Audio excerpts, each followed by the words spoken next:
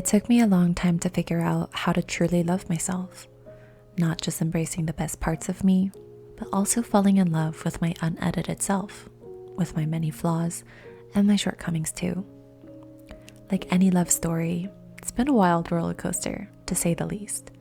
But forming this relationship with myself completely changed the way I show up in the world.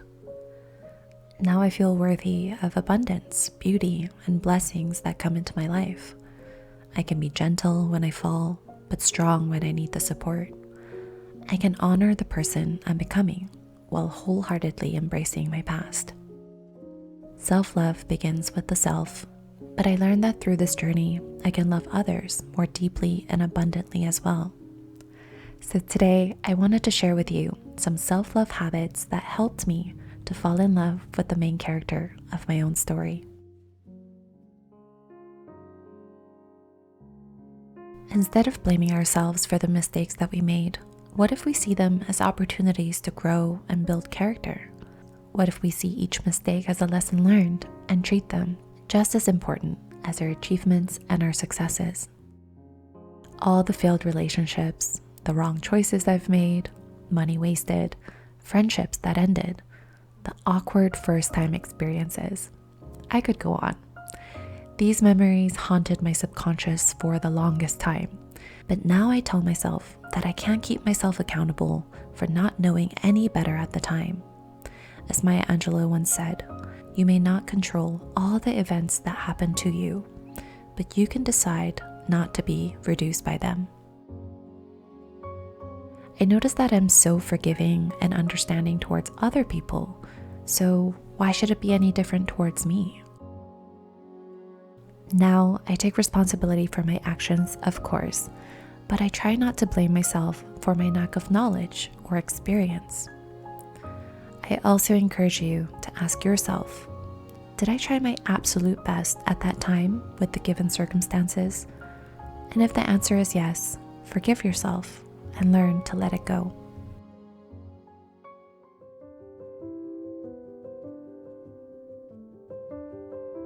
Vulnerability is not winning or losing.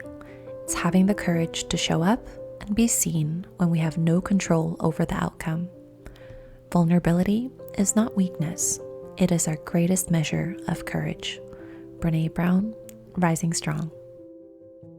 I am so thankful for my parents who taught me and my sister the importance of emotional intelligence. Our dinner table always flowed with conversation, and they always encouraged us to speak up about how we felt, talk about our struggles and our conflicts in our lives.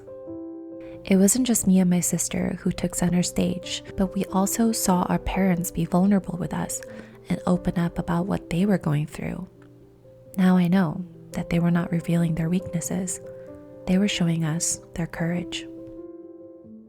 Being able to communicate my emotions effectively and comprehensively allowed me to pull different insights from my experiences. Communication is one way to develop my emotional intelligence, but as you guys know, I love to write down my thoughts, listen to music, read on this particular subject, and put myself in many dynamic situations as much as possible. This allows me to let people in my life know what I need, why I need, and clearly set my boundaries and expectations. Having the vocabulary to communicate how we feel can be a roadmap to guide us in this confusing and chaotic world. So I encourage you to also frequently check in with yourself with a simple question: how am I feeling right now?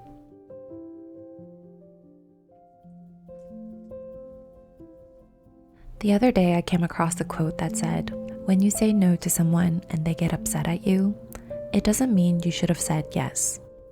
I laughed so hard because this is so true, but also because this is the default inner monologue I question when I tell people no. It is so awkward and uncomfortable to say no sometimes, but I always try to remember that saying no to others means saying yes to me. In the past, I allowed my boss, my friends, boyfriends to infiltrate my space and completely take over my time and my life, only to turn around and blame them for overstepping their boundaries. But now I know that it's up to me to establish the boundaries and communicate it clearly to the people in my life. Creating boundaries is a way of valuing my time, respecting my emotional capacity, and honoring the inner introvert in me, whether it's saying no, taking time off for myself, or simply turning off my phone on the weekends. So let me ask you, what specific areas of your life do you need to set boundaries for? How does your boundary setting align with you and your values?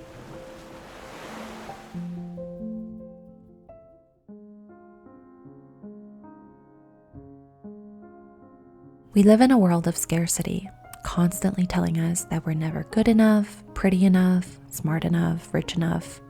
And this constant pressure to improve and work on ourselves can be absolutely exhausting.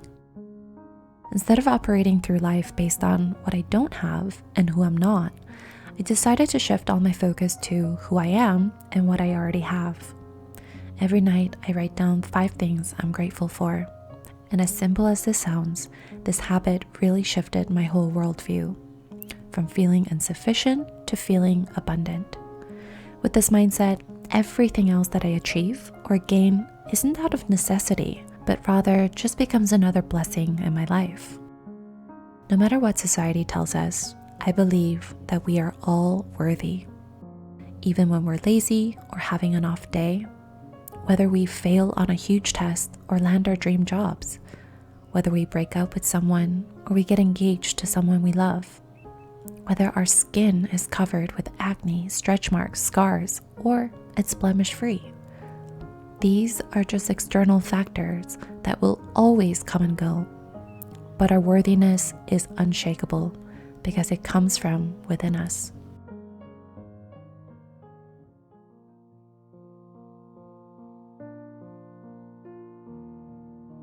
I am Korean American. I left Korea when I was 6 and lived in too many places to truly fit in anywhere. And I struggled a lot with my hybrid identity. I have my dad's big cheekbones, my mom's warm smile, and acne scars because I picked up my skin when I was young. I am clumsy, messy, impatient, and too optimistic at times, but also creative, headstrong, empathetic, and probably the best listener you'll ever meet. This is me. Being honest about who I am has been a huge part of my self-love journey, because the alternative would be to go through life living someone else's life.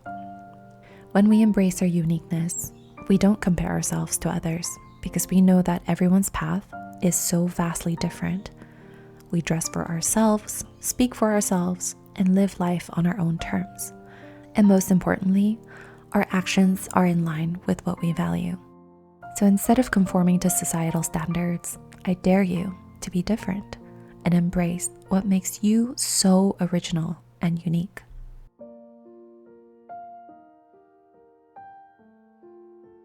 I hope you guys all had a really great Valentine's Day. I'm sending you guys so much love. Thank you for watching until the end. And if you enjoyed this video, please feel free to like the video and share the video with others who would love it as well. Until next time, take care guys, and I'll talk to you very soon. Bye.